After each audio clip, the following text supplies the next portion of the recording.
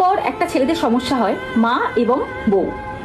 এটা আজীবনের সমস্যা এবং এটা কিন্তু সাধারণ পুরুষ নয়, সুপারস্টারের বাড়িতেও কিন্তু একই প্রবলেম। এটা ভাবার কোনো কারণ নেই যে এটা সাধারণ মধ্যবিত্ত বাঙালিদের সমস্যা, পৃথিবীর সব বাড়িতে। তো ব্যালেন্স কিভাবে করবে?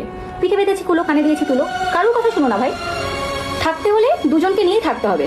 আর বউর জন্য মাকে ছেড়ে যেও না, এই কথাও যেমন বলবো তেমন মা অন্যায় কথা বললে সেটা শুনে বউকে আজে বাজে কথা বলো না, এটাও বলবো। দুটোই সমান শক্তি।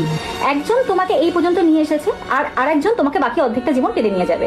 তবে হ্যাঁ, বউ যদি মাকে গালাগাল দেয় তাহলে আসল সমাধান সেটা যেমন করতে হবে, তেমন অনেক মাও তো আছে যে চার না যে বউ ছেলের সাথে একসাথে থাকুক।